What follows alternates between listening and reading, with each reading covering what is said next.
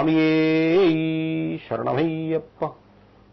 ஆத்ஸ்யாம கோமள விசாலதனம் விசித்திரவாசோவசானமருணோத்பலதாமகஸ்தம் உத்துங்கரத்னமகுடம் குடிலாத்கரகேசம் சாஸ்தாரம் இஷ்டவரதம் சரணம் பிரபத்யே. சுவாமியே சரணமையப்பா. இந்த நிகழ்ச்சியிலே நாம் ஐயப்பனை பற்றி நினைவு கூர்ந்து வருகிறோம். இதுவரை பம்பாதிரத்தில் விளங்கும் பம்பா விகாரி ஸ்ரீ ஐயப்பமூர்த்தியின் கருணையை பற்றி பல விஷயங்களை பேசினோம். இப்பொழுதும் பம்பையிலே நமது நண்பர்கள்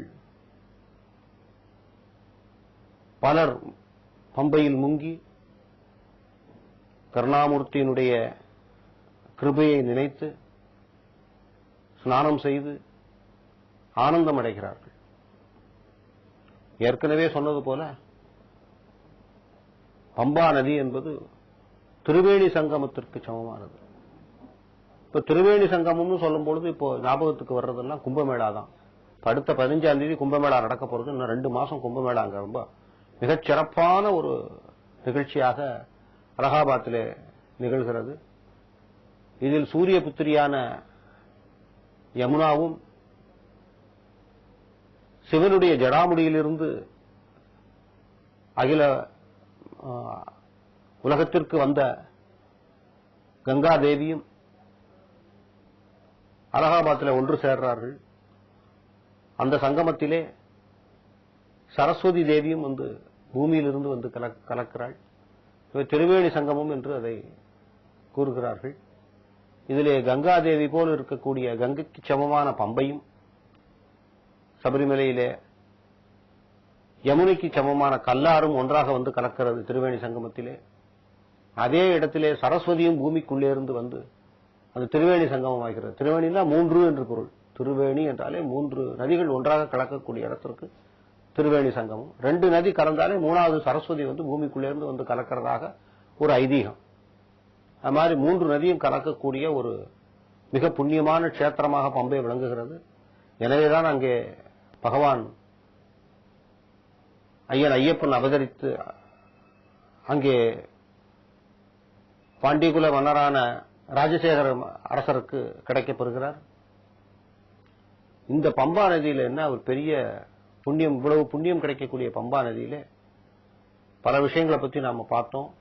அது முக்கியமா இப்ப அநேக ஐயப்பமார்கள் செய்யக்கூடிய ஒரு பெரிய தவறு ஒன்று இருக்கிறது. அதை நான் சொல்லாம இருக்க முடியல. அந்த பம்பா நதியில வந்து இவங்க கட்டி இருக்கிற வேஷ்டிய போட்டுறாங்க. ஏதாவது ஒரு வேஷ்டியை போட்டு வரணும். அது யார் சொன்னாங்க, எந்த குருசாமி சொன்னாரு, இல்ல எப்படி பழக்கம் ஆயிற்றுன்னு தெரியல. இப்ப நிறைய பேர் அங்க ஒரு 10-15 பேர் 20 பேர் அவங்க தேவசம் போர்டுல இருந்து அப்பாயிண்ட் பண்ணி அந்த துணியெல்லாம் எடுத்து அகற்றி வெளியே போடுறாங்க. அது மகா பெரிய தவறு. நாம உடுத்தின துணிய ஒரு புனிதமான நதின்னா அது அம்பாளுக்கு சமமானது. காவேரி அம்மன் சொல்றோம். காவேரி அம்மன், கோதாவரி அம்மன்,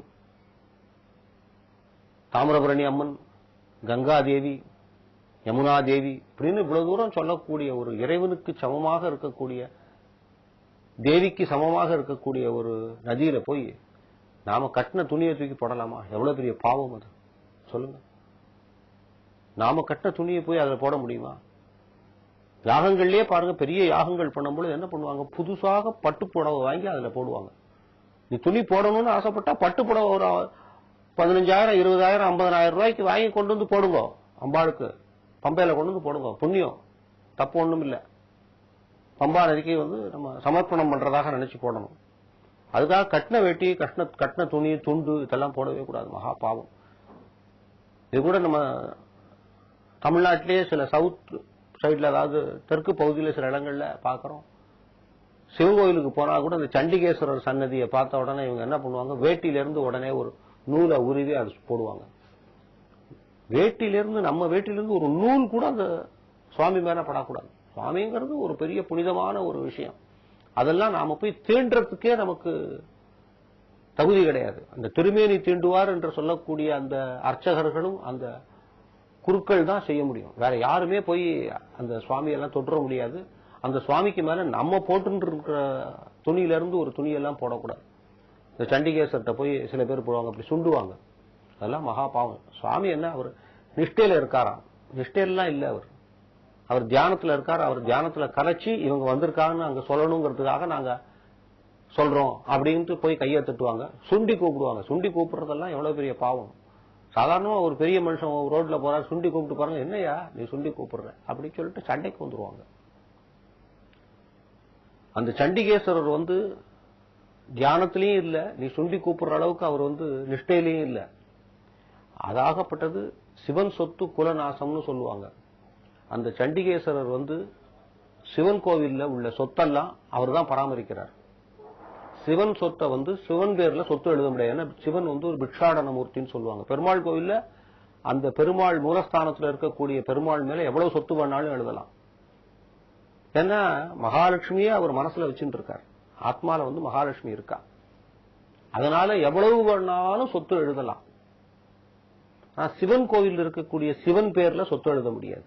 ஏன்னா சிவனே பிக்ஷாடன மூர்த்தி. அதனால என்ன பண்ணுவாங்க, அந்த காலத்துல இவன் சோழர் பட்டயங்கள், இந்த செப்பு தகுடு சோழர்கள் எழுதும் போது பார்க்கலாம், பெருவுடையார் கோவில் உள்ள சண்டிகேஸ்வரர் பரம்பரைக்கு அப்படின்னு சண்டிகேஸ்வரர் பேரை போட்டு சண்டிகேஸ்வரருக்கு தான் எழுதுவாங்க.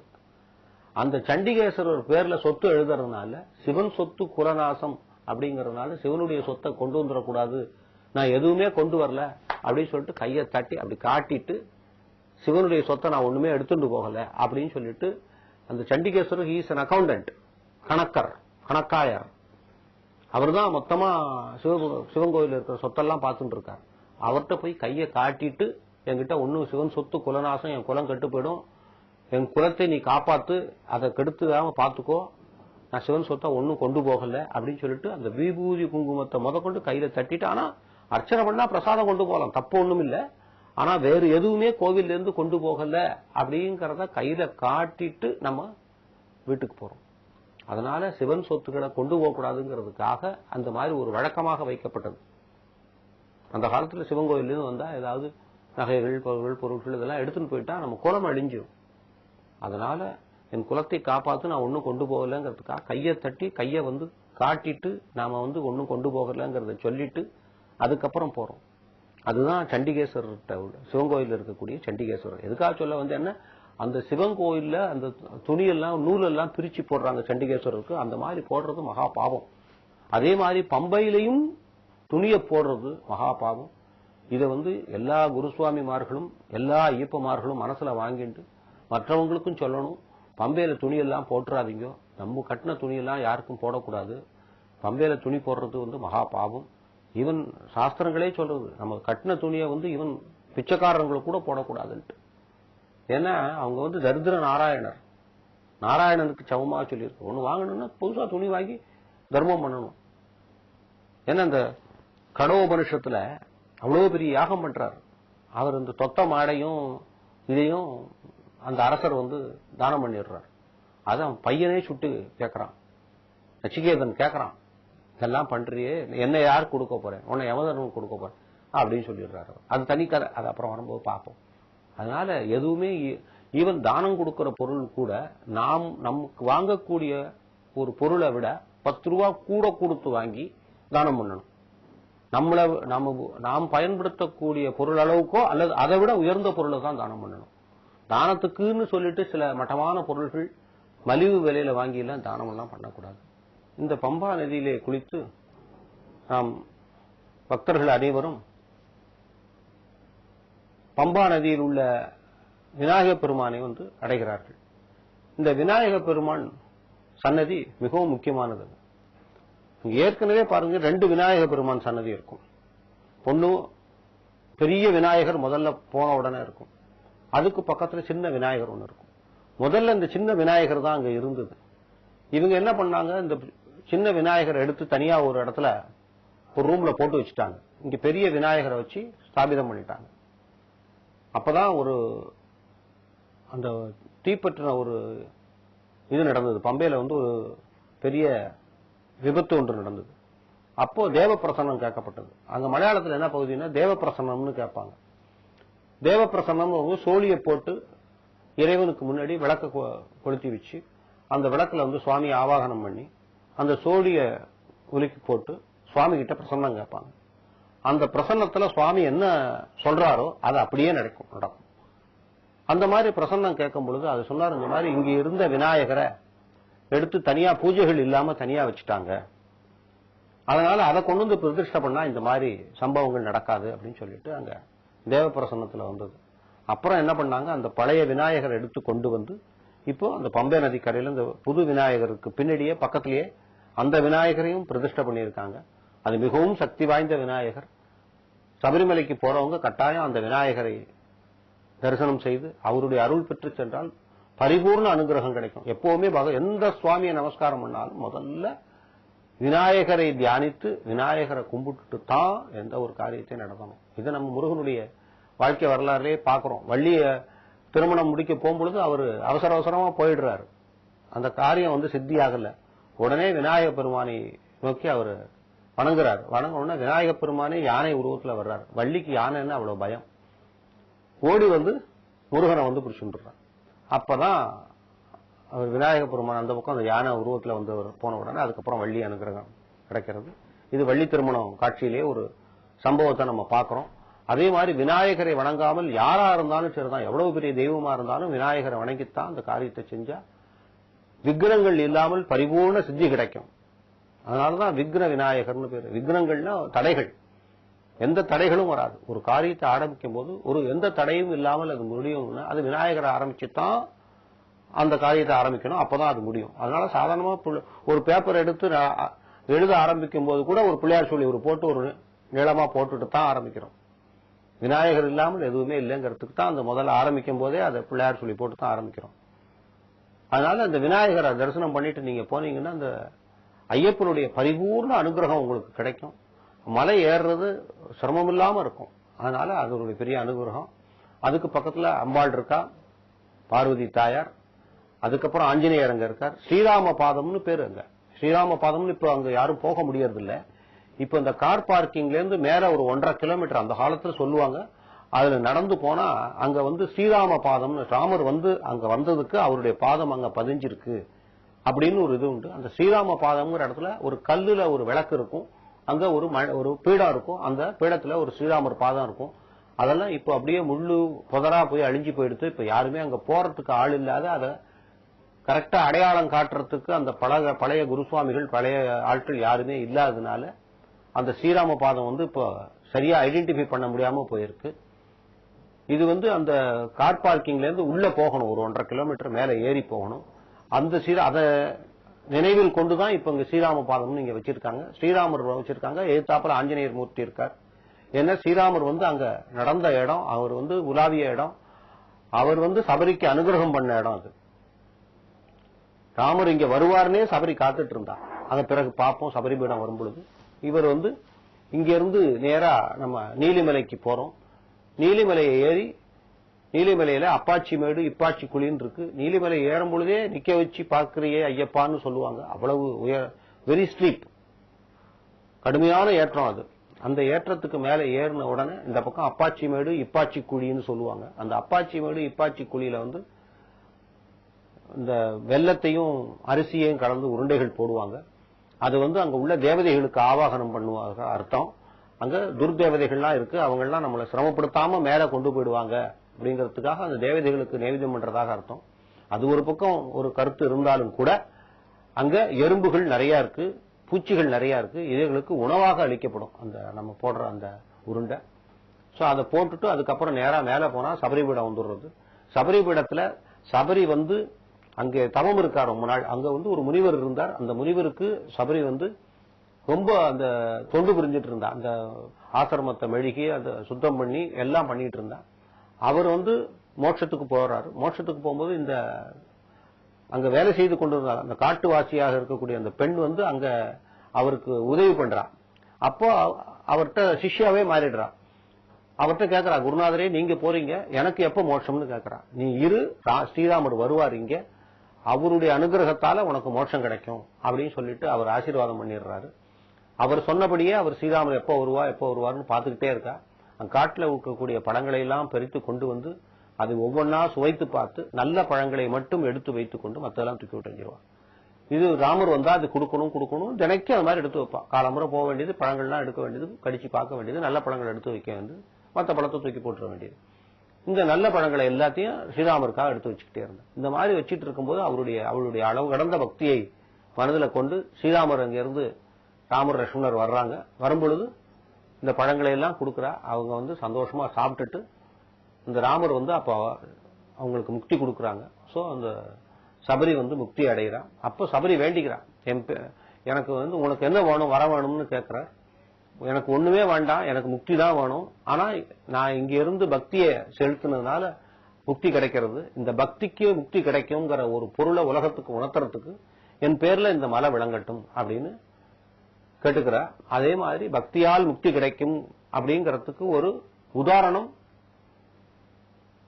சபரி தான். அதனாலதான் அந்த இடம் சபரிமலைங்கிற பேர் வந்துருது. இந்த பக்தியை உலகத்துக்கு விளக்கணுங்கிறதுக்காகத்தான் அந்த மலையே பகவான் வந்து சூஸ் பண்ணி தேர்ந்தெடுத்து தான் அங்க வந்து இருக்கார். அந்த மலையை வந்து இறைவன் தேர்ந்தெடுத்ததுக்கு காரணமே பக்தியால் முக்தி கிடைக்கும்ங்கிறத உலக மக்களுக்கு விளக்குவதற்காகவே அந்த மலைக்கு வந்தார். எவ்வளவோ மலை இருக்கு, எங்கேயோ போய் அவர் உட்கார்ந்து இருந்திருக்கலாம். ஆனா அதெல்லாம் விட்டுட்டு சபரிமலையில வந்து உட்கார்ந்தாருன்னா அந்த சபரி முக்தி மக்களுக்கு வந்து கிடைக்கணுங்கிறதுக்காக, அந்த பக்தியினுடைய ஒரு விளக்கத்தை மக்களுக்கு புரிய வைக்கணும் அப்படிங்கிறதுக்காக அங்க வந்து உட்கார்றார். அந்த சபரிபீடம் கடந்து சரங்குத்தி ஆள் வரும். இந்த சரங்குத்தி ஆள்ங்கிறது என்னன்னா அஸ்திர தேவதை. அங்க வந்து ஆலமரமா இருந்தார். இப்ப அந்த ஆலமரம் எல்லாம் போயிடுத்து. அந்த ஆலமரத்துல கொண்டு வந்து அந்த அஸ்திரங்களை போட்டு சமர்ப்பணம் பண்ணிடணும். பண்ணிட்டு இறைவன்கிட்ட போய் சேருவோம்.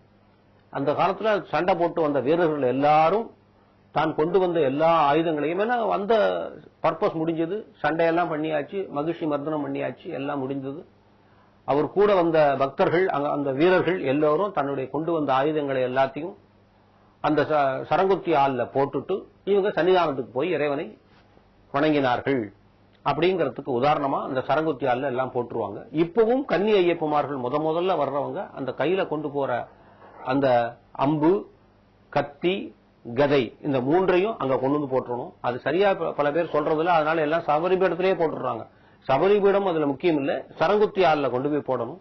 அந்த சரங்குத்தி ஆள்ல கொண்டு போய் போட்டுறாங்க. இந்த சரங்குத்தி ஆள்ல போடுறதுல இன்னொரு இது என்ன அப்படின்னா, மகிழ்ச்சியை மர்தனம் பண்ண உடனே அந்த லீலாவதின்னு சொல்லிட்டு அவ கேட்கறா, என்னை வந்து திருமணம் முடித்துக் கொள்ளணும், நான் வந்து கன்னியா இருந்தேன், என்னை வந்து திருமணம் முடித்துக் கொள்ளணும்னு சொல்லிட்டு அந்த மகிழ்ச்சி வந்து அப்படியே தன்னுடைய சாபம் நீங்கி தேவகன்னியாக வர்றா. லீலாவதிங்கிற பேர்ல என்ன திருமணம் முடித்துக்கோன்னு கேட்கிறா. அப்ப சொல்றார், நான் வந்து இந்த ஒரு பிறவியில நான் பிரம்மச்சாரியா வந்திருக்கேன்.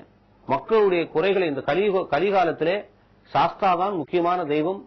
கலிகாலத்துல எல்லா மக்களுடைய குறைகளையும் தீர்ப்பதற்காக இங்க வந்திருக்கேன். மக்கள் என்கிட்ட வந்தா அவங்களுடைய குறை தீர்ந்துரும். எப்ப வந்து எல்லாரும் குறைகளே இல்லாம முதல்ல வர்றவங்க என்கிட்ட வந்துட்டாலே அவங்களுக்கு வருஷா வருஷம் வர வர வர அவங்களுடைய குறைகள் தீர்ந்து அவர்கள் பரிபூர்ணத்துவம் ஆயிடுவார்கள். அவர்கள் எல்லா நன்மைகளும் அவருக்கு கிடைக்கும். அதனால முதல்ல வர்றவங்க இந்த அம்பு, கத்தி, கதையை கொண்டு வந்து அங்க போடுவாங்க. நீ போய் பாரு, அங்க ஒண்ணுமே இல்ல, எல்லாருடைய குறையும் தீர்ந்து போயிட்டு எல்லாரும் இங்க வந்துட்டு போயிட்டாங்க அப்படின்னா நான் உன்னை கல்யாணம் பண்ணிக்கிறேன் பாரு. ஒவ்வொரு வருஷமும் அந்த அம்பாள் வந்து அந்த ஜோதிக்கு இரவு, ஜோதி முடிந்த பிறகு இரவு பாத்தீங்கன்னா மாளிகைபுரத்திலிருந்து யானை மேல அம்பாள் ஏறி 18ஆம் படி கிட்ட வருவா. வந்து அங்க வாத்துக்கானம்னு பேர் பாடுவாங்க. வாத்துக்கானம்னு சொல்லிட்டு பாடி அங்கேயும் இங்கேயும் ஓடி போயிட்டு வருவாங்க. அந்த வாத்துக்கானம் பாடுற வரைக்கும் அந்த வாத்துக்கானத்தை எல்லாம் கேட்டுட்டு அம்பாள் அங்க நின்றுட்டே இருப்பா. அப்ப அங்க இருந்து சுவாமி கிட்ட இருந்து உத்தரவாகும். அந்த வாத்துக்கானம் ஆகி உத்தரவான பிறகு அம்பாள் அங்கே இருந்து புறப்பட்டு நேரா சபரிபீடம் வரைக்கும், அந்த சரங்குத்தி ஆள் வரைக்கும் வருவான். அந்த சரங்குத்தி ஆள் வந்தா லட்சக்கணக்கான அம்புகளும் லட்சக்கணக்கான கத்தியும் கதையும் அங்க கிடக்கும். சோ மக்கள் வந்துகிட்டு இருக்காங்க, இன்னும் அவங்க குறைகள் எல்லாம் தீரல அப்படின்னு சொல்லிட்டு தனக்கு இந்த வருஷம் திருமணம் இல்ல அப்படின்னு நினைச்சுக்கிட்டு மேலதாளங்கள்லாம் இல்லாம அப்படியே அம்பாள் சோகமா அப்படியே மாளிகைபுரத்துக்கு போயிடும். இது எல்லா ஆண்டும் இன்றைக்கு நடந்துகிட்டு இருக்கு. எப்போ கன்னி ஐயப்பமார்களே வரலையோ அப்போ அவர்களுக்கு எல்லா சௌரியமும் கிடைச்சிருது. அது ஆக்ஞாபீடவாசி சுவாமி கிட்ட போய் வந்தாச்சுன்னா எல்லா சௌரியமும் கிடைச்சிடும், எல்லா குறைகளும் தீர்ந்துடும். அந்த மாதிரி யாருமே வரல, எல்லாருடைய குறைகளும் தீர்ந்து போயிடுத்து, எல்லாரும் சன்னிதானம் வந்துட்டு போயிட்டாங்க அப்படின்னு தெரிஞ்சதுன்னா அம்பாளை கல்யாணம் ஆயிடும். அது ஒவ்வொரு வருஷமும் அம்பாள் வந்து பார்த்துட்டு திரும்பி போயிடுறான். அதனால சுவாமி வந்து இன்னைக்கும் பிரம்மச்சாரியாவே இருக்கார், எல்லாரையும் பார்த்துட்டு இருக்கார். இந்த குறிப்பில் என்ன சொல்லணும்னா ஆக்ஞாபீடவாசின்னு பேரு. ஆக்ஞாபீடம்னா இந்த இடம் புருவ மத்தி. இந்த புருவ மத்தி தான் வந்து குண்டலினி சக்தி நிலை பெறக்கூடிய இடத்துல அந்த 2 கண்களுக்கும் மேல அந்த புருவ மத்தியில வந்து நிலை பெறுது. அந்த ஆக்ஞாபீடம் தான் சபரிமலை. எல்லா சுவாமிக்கும் இந்த ஆக்ஞாபீடம் உண்டு. இந்த ஆக்ஞாபீடம் போயாச்சுன்னா கலிகாலத்துல ஆக்ஞாபீடம் தான் ரொம்ப சிறப்பு வாய்ந்தது. இந்த ஆக்ஞாபீடத்துல சுவாமி தனியா இருப்பார், அம்பாள் தனியா இருப்பார். சுவாமி வந்து அம்பாளோட இருக்க மாட்டான். இது குறிப்பா எடுத்துங்களேன், காசி எடுத்துங்க. காசி விஸ்வநாதர் ஒரு இடத்துல இருப்பார், விசாலாட்சி ஒரு இடத்துல இருப்பார். அது வந்து ஆக்ஞாபீடம். சிவனுக்கு வந்து ஆக்ஞாபீடம் காசி, ஆக்ஞாபீடவாசி அப்படின்னு பேரு. அம்பாள் தனியா, விசாலாட்சி தனியா இருப்பார், சுவாமி தனியா இருப்பார். என்ன அங்க போனா முக்தி, காசிக்கு போனா முக்தி, அதே மாதிரி பம்பைக்கு வந்தா முக்தி, திருப்பதி போனா முக்தி. ஏன்னா பெருமாள் தனியா இருப்பார், அம்பாள் தனியா கீழே இருக்கா. அலமேல் மங்கை பாருங்க, மேல அம்பா சுவாமியோட இருக்க மாட்டார், தனியா இருப்ப கீழே. சுவாமி மேல தனியா இருக்கார். அதனால எந்தெந்த இடங்கள்ல ஆக்ஞாபீடத்துல பகவான் உட்கார்ந்து இருக்காரோ அந்த இடத்துல எல்லாம் அம்பாளோட இருக்க மாட்டார். அவருக்கும் மக்களுக்கும் நேரடி தொடர்பு தான். அங்க போனா சுவாமி தான் இருப்பார். சுவாமியை போய் தரிசனம் பண்ணாலே எல்லா குறைகளும் தீர்ந்துடும். அம்பாள் தனியா இருப்பார், அம்பாளை தனியா தரிசனம் பண்ணிட்டு வரணும். இதுதான் அங்க உள்ள விசேஷம். அதே மாதிரி சபரிபீடத்துல பூர்ணா புஷ்கலாம்பா சமேத ஹரிஹரபுத்திர ஸ்வரூப தர்மசாஸ்திரி நமகான்னு சொல்லிட்டு வேதங்கள், சாஸ்திரங்கள், புராணங்கள் எல்லாத்திலையும் சொல்லி லோகத்துல எல்லா இடத்திலையும் அம்பாளோட இருந்தாலும் சபரிமலையில மட்டும் சுவாமி ஆக்ஞாபீடம் ஆகப்பட்டதுனாலே அவர் தனியா இருக்கார், பிரம்மச்சாரியா இருக்கார். எப்படி பழனியில சுவாமி வந்து தனியா இருக்காரோ, வள்ளி தெய்வான கூட இல்ல, ஆனா கைலாயம்பதியில வள்ளி தெய்வானோட இருக்கார் அம்பாள். அதே திருவாவினன்குடிக்கு வாங்க கீழே, அங்க பாத்தீங்கன்னா அம்பாளோட இருப்பார், வள்ளி தெய்வானோட இருக்கும். மேல பழனியில பார்த்தா சுவாமி தனியா இருப்பார். ஏன்னா அது ஆக்ஞாபீடம். எந்த இடத்துல சுவாமி தனியா இருக்காரோ அங்க பரிபூர்ண அனுகிரகம், அதான் கலியுக வரதன்னு பேர். கலியுக வரதனாக இருக்கக்கூடிய சுவாமியா இருப்பாருங்க. அங்க போனா எல்லா கலியும் தீர்ந்துடும், நம்முடைய துன்பங்கள் எல்லாம் தீரும், அமைதி கிடைக்கும், முக்தி கிடைக்கும். அமைதி வேற வாழ்க்கையில கிடைக்கக்கூடிய சௌரிய வீட்டுல வைக்கும் பொழுது சுவாமியை வந்து பூர்ணா புஷ்கலாம்பா சமேத ஹரிஹரபுத்திர ஸ்வரூப தர்மசாஸ்திரி முகாம் வச்சு வீட்டுல வச்சு பூஜை பண்ணும் பொழுது நம்ம எல்லாம் வேண்டோம். இதே சபரிமலையில போய் அந்த கூட்டத்துல போய் சுவாமியே அப்படின்னா ஒண்ணுமே தோணாது. சுவாமியை பார்த்தா போறோம், வந்தா போறோம். அப்போ சுவாமியேன்னு சொல்லத்தான் தோணுவே தவிர அங்க போய் எனக்கு அதை கொடு, பொண்ணு என் பையனுக்கு கல்யாணம் ஆகணும், என் பொண்ணுக்கு கல்யாணம் ஆகணும், என் பையனுக்கு வேலை கிடைக்கணும், எனக்கு கல்யாணம் ஆகணும், வீடு வாசல் கிடைக்கணும், சொத்து புத்து போகணும், இதெல்லாம் ஒண்ணுமே அங்க நினைக்க தோணாது. எதுவுமே நினைக்கிறதுக்கு உங்களுக்கு நேரமே இல்லை. ஏன்னா அவனை பார்த்தா போறோம், அவன் பார்வை உங்க மேல பட்டா போறோம். நீங்க அவனை பார்க்கிறதா இல்லையோ, அங்க போயாச்சுன்னா அவன் பார்வை உங்க மேல படணும். நீங்க பார்த்தா அங்க ஒண்ணும் ஆக போறது இல்ல, அவர் தான் உங்களை பார்க்கணும். அவர் பார்த்துட்டே இருக்காரு. அவர் பார்வை நம்ம கண்ணு மேல பட்டாலே நமக்கு எல்லா துன்பமும் நீங்கி மோட்ச பிராப்தி கிடைக்கும், மரணமில்லா பெருவாழ்வு. என்ன ஒவ்வொருத்தரும் எவ்வளவு கர்ப்பவாசம், எத்தனை பிறவி, எவ்வளவு எடுக்க முடியும்? புல்லாகி, பூண்டாகி, புழுவாகி, மரமாகி, பல்விருகமாகி, பறவையாய், பாம்பாய், கல்லாய், மனிதராய், பேயாய், கணங்கராய், வல்லசுரராகி, முனிவராய், தேவராய் செல்லா நின்ற இத்தாவரச் சங்கமத்துள் எல்லா பிறப்பும் பிறந்து இழைத்தேன் எம்பெருமான் பாடுறார். ஒரு பிறவியும் கிடையாது, மோட்சம்தான், வேற எதுவுமே வேண்டாம், போறோம். அது கொடுக்கக்கூடியவன் அவன். அந்த 18ஆம் படியின் மேல பகவான் உட்கார்ந்து இருக்கார். அவருடைய அனுகிரகத்தை கிடைச்சா எல்லாமே கிடைச்சிடும். ஆண்டவன் வந்து நம்ம கூட பூந்துட்டா நமக்கு வேண்டியது எதுவுமே இல்லை, எல்லாமே கிடைக்கும். கர்ணன் கேட்கிறார் பாருங்க, உனக்கு என்ன வரம் வேணும்னு கேட்கிறார் கிருஷ்ணர் வந்து. உன்னையே பார்த்தாச்சு, இனிமே எனக்கு என்ன வரம் வேணும் சொல்லு, ஒண்ணுமே வேண்டியதில்லை அப்படிங்கிறார். அந்த கர்ணனுக்கு முக்தி கொடுக்கிறார் பகவான். இந்த உலகத்துல பார்க்க முடியாதவர், நீ எனக்கு வந்து விஸ்வரூப தரிசனம் கொடுக்கிறார் கிருஷ்ணன் கர்ணனுக்கு. அதை பார்த்த உடனே கர்ணனே சொல்றார், உன்னை பார்த்தாச்சு, இனிமே எனக்கு என்ன வேணும், எதுவுமே வேண்டியதில்லை, நான் பெரிய பாக்கியவானேன் அப்படிங்கிறான். அப்ப கூட அவன் பாருங்க, கர்ணன் கை மேல இருக்கு, கண்ணன் கை கீழே இருக்கு. அவ்வளவு பெரிய கொடைவள்ளல் அவன். அதுவே அவனுடைய செஞ்ச பெரிய புண்ணியம், அவனுக்கு மோட்சத்தை கொடுக்கிறார் பகவான்.